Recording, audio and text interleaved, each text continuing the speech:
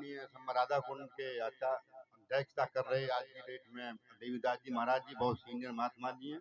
हम उनके लिए कोट कोट प्रणाम करते हैं। बाबा लालदास जी महावीर जी यहाँ मंदिर पे हैं और बाबा दिल्ली से आए हैं शांतिदास जी, हमारे संतदास जी भी। देखिए अब गाना बजाना बहुत हो लिया, थोड़ा सा हम अपना विचार कर लें। महाराज यज्ञ है। देखिए सभी लोग कहते हैं कि दिया ज्ञान बख्शीश, एक शब्द आता ना, दिया गुरु ज्ञान बख्शीश। और इस बात को कहने के बाद फिर दूसरे की वाणी का वर्णन किया जाता है सत्संग में, वो नहीं किया जाता। अब जो देख, सबसे पहले ये बात है कि हमारे नजदीक सबसे चीज कौन सी है जिसको हम महसूस करते हैं। तो वे चीज हमारी जिसको हम महसूस करते हैं वे हमारा श्वास है। जो श्वास आ रहा है जा रहा है ये आपके नजदीक है। ये जो श्वास है ये इससे ये ज्ञात होता है कि तू शरीर में है। सांस के माध्यम से तो मालूम है कि हम है इसमें। यदि ये सांस निकल जाए तो फिर हमारा यहाँ अस्तित्व नहीं है। और कहते हैं कि जब तक सांस आए जाए बल्ले बल्ले, नहीं फिर चले चले। तो सांस में क्या छिपा है, सांस में क्या छिपा है, ये विचार करना चाहिए सत्संग में। और सद्गुरु महाराज से पूछना भी चाहिए। सत्संग क्यों करना चाहिए भाई, हमें सत्संग क्यों करें अपने जीवन में भाई। लक 84 में सर्वश्रेष्ठ प्राणी, सबसे बढ़िया चीज है, ये सबको जानता है, सबको मानने वाला है, ये फिर सत्संग क्यों करें। इसके लिए एक कहानी है 1 मिनट की। कबीर साहब जी के पास बहुत सत्संग होता था। तो एक आदमी अपने बेटे से कहा करता था, भाई तू सतगुरु की कृपा हो गई है, तू अच्छा आईएएस बन गया है, अच्छी नौकरी मिल गई है, घर बार अच्छा हो गया है, लेकिन तू सत्संग करे कर अपने जीवन में। कह रहा पिताजी सत्संग करने की क्या जरूरत है जीवन में। कह रहा सतगुरु कबीर साहब से जाके पूछो, वे बताएंगे।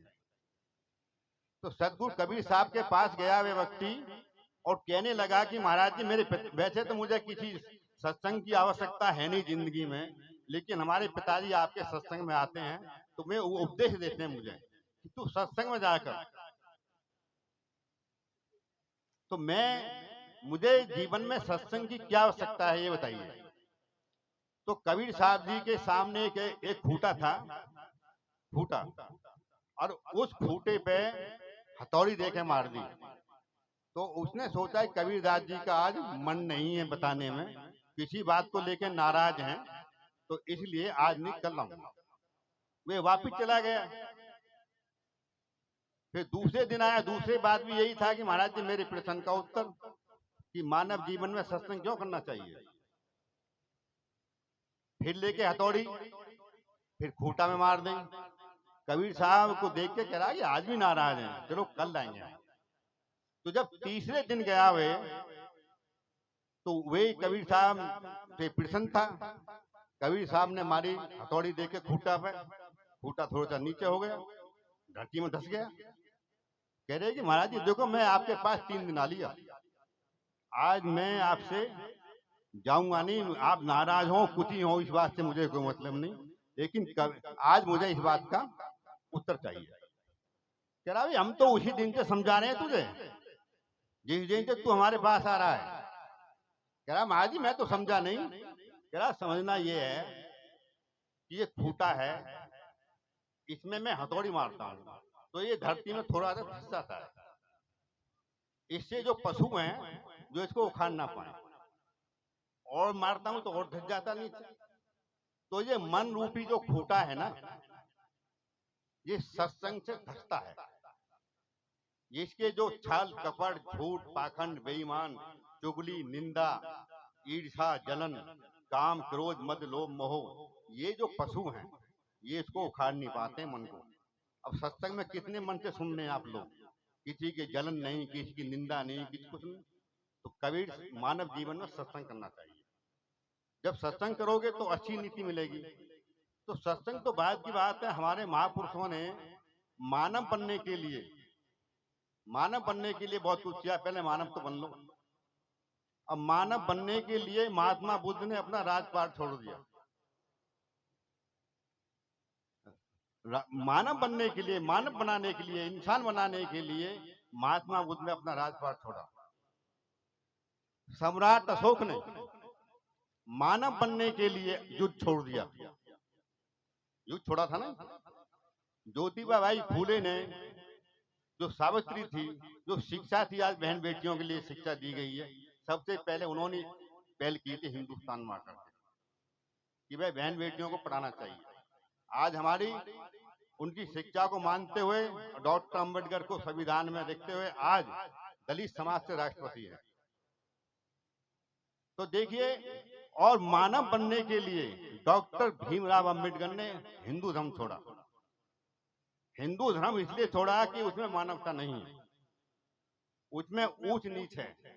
कबीर साहब की वाणी का डॉक्टर अंबेडकर पर बहुत प्रभाव था। क्या था? कबीर साहब कहते हैं कि कुआं एक है, पानी भरे अनेक। कुआं एक है, पानी भरे अनेक, बर्तन का भेद है सब में पानी एक। ये बाबा साहब ने बहुत अच्छा पढ़ा है। यहाँ पढ़े लिखे भाई होंगे वे इस बात को देखें कि संविधान के अंदर किसी भी जाति, किसी भी धर्म, किसी मजहब के लिए क्रूरता का भाव नजर नहीं आता है। जिस आदमी ने अपने जीवन में अपमानित होते हुए, उत्पीड़न से, पीड़ाओं से, अन्यायों से अपना जीवन बीता हो, और उस व्यक्ति ने, जिस व्यक्ति ने अपनी माँ को अपने जीवन में अपमानित होते हुए देखा हो, यदि उसको सत्ता मिल जाए या उसके हाथ में कलम आ जाए तो हिसाब पुख्ता करेगा नहीं करेगा? करेगा ना। तो ये मानव स्तर की बात है, मानव सोच सकता है। लेकिन डॉक्टर भीमराव अंबेडकर इससे ऊपर थे, मानव से ऊपर थे बाबा साहब, क्योंकि उनके संविधान में कहीं भी क्रूरता का, भेदभाव का भाव नजर नहीं आता है। कहने के लिए महाराज जी ये कहें कि खाना खाते समय कभी कभार जीभ कट जाती है। जीभ कट जाती है, हम जानते हैं कि जीभ दांतों ने काटी है, लेकिन दांतों को उखाड़ के नहीं फेंक सकते हम, क्योंकि दांत भी हमारे हैं और जीभ भी हमारी है। इसलिए बाबा साहब के लिए सब थे, समानता का भाव था उनके लिए। और जब समानता का भाव सही के अंदर बनता है वही सत्संग कहलाता है। और जिसके अंदर झूठ, छल, कपट, ये सत्संग नहीं है, लक्षण नहीं है। तो ये मुझे नंबर दिया बाबा आदाई ने, बहुत बढ़िया। अब मैं एक सत्संग की बात छोटी सी कह करके, सभी के लिए है, मेरे लिए भी है। 10 चोर चोरी करने चले और जब नदी में अगर पार लिख से तो यहाँ बैठ के कहने लगे हम क्या गिन तो लो भाई, क्या गिन लो भाई। तो 1 2 3 4 5 6 7 8 9, वे अपने को ना गिने। 9 10 के 10 ने गिने, लेकिन गिनती किससे करते थे? दूसरों के सामने से, अपने से नहीं करते थे। लेकिन सुबह के टाइम अब रोने बैठ गए। भाई एक तो आदमी डूब गया भाई, ये तो मर गया, उसके बच्चों के क्या जवाब देंगे हम? क्या तो क्या करना, क्या ढूंढो उसे, रोने से काम ना चल रहा। अब नदी में दाग के 10 के 10, अब रात भर उसमें डोल रहे नदी में, अब नदी में डोल रहे हम। अब एक लाल साहब था महाराज जी आगे सुबह टाइम टहले टहलते, कह रहे भाई तुम नदी में क्या कर रहे हो भाई? कह रहा भाई बाबा आगे भाई, इनसे झूठ बोलने में फायदा नहीं, कुछ नहीं भाई। उन्होंने बताया महाराज जी में चोरी करने गए थे हम, 10 आदमी थे, एक आदमी डूब के मर गया, हम उसे ढूंढ रहे हैं। महाराज जी ने देखा 1 2 3 4 5 6 7 8 9 10 ही भाई, भाई बाहर लिख सो पहले तुम सब, जो बाहर निकाल लिए। बाहर निकालने के बाद कह रहे भाई गिनो, तो अपने को नहीं गिनते थे। 1 2 3 4 5 6 7 8 9।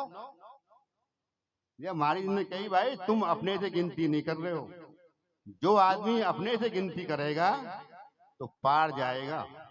अपने शरीर में जानो, जब तक अपने शरीर को नहीं पहचानोगे। इसमें होता क्या है, रेलगाड़ी का नियम है, टिकट लेके बैठो, और टिकट नहीं ली तो हुल हुल मचने लगती है। पहचानो उसको, पहचानो क्या गलती हो चुकी है हमारे पास।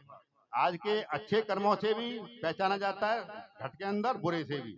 इन्हीं शब्दों के साथ मैं अपनी बात विराम देता हूँ। महाराज जी ने मुझे नंबर दिया, आप लोगों ने सुना, धन्यवाद। हाँ जी, रामदास जी आ जाए। रामदास।